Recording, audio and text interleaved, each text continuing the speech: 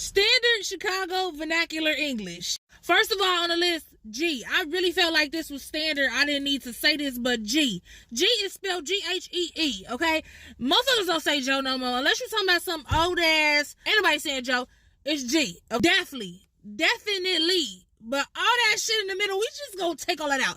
It's two words. Definitely. But when you say it together, it's definitely. You definitely over-tweaked on that. Over is definitely another part of Chicago slang because it's in conjunction with something else. It's not just over by itself, right? It gotta be over something. You overdid it. You over-tweaking. You over-spaz. Like, come on. You overdoing it. You merch it. That's like, kind of put it on something. You know what I'm saying? Like, bullshit.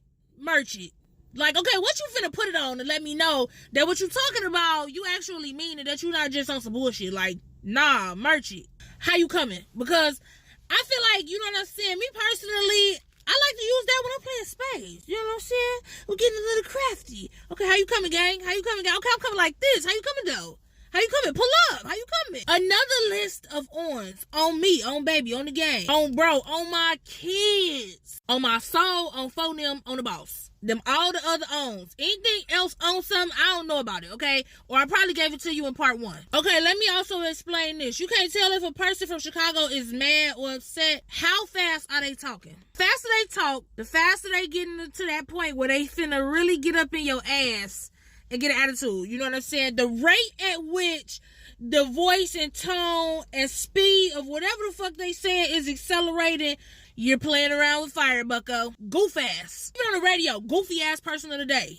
That's an actual segment on the radio station because get your goof ass the fuck on with that bullshit. Goofy is an insult. So I call you a goofy, they're not giving you a compliment and saying you funny. No, get your goof ass on because you got me fucked up. You think I'm finna play with your dumb ass and I'm not. You got me bent. Spaz out is also another one. Now, this one of my favorites. My boy. Yeah, my boy. B-W-O-I, but boy.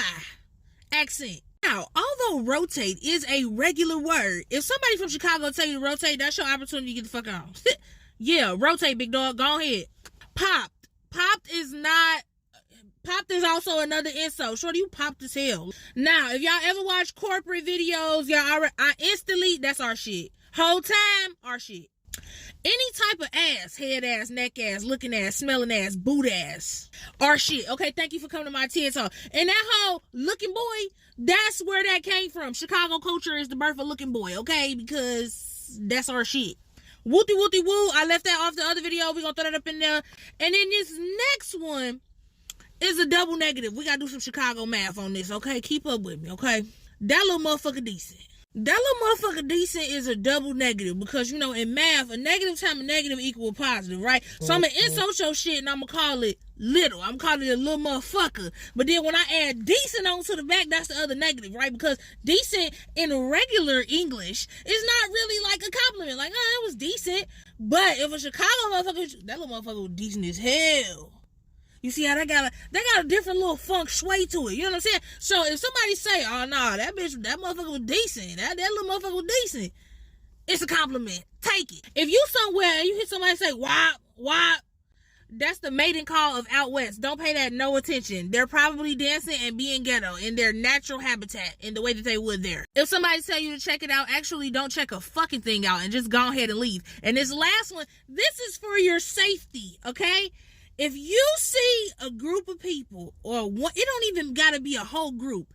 If you see one person pull their pants up and they get to skipping in the direction of bullshit, if it's your direction, you're in trouble. They finna beat the brakes off of somebody and they gonna be smiling while they skipping. It's time to go.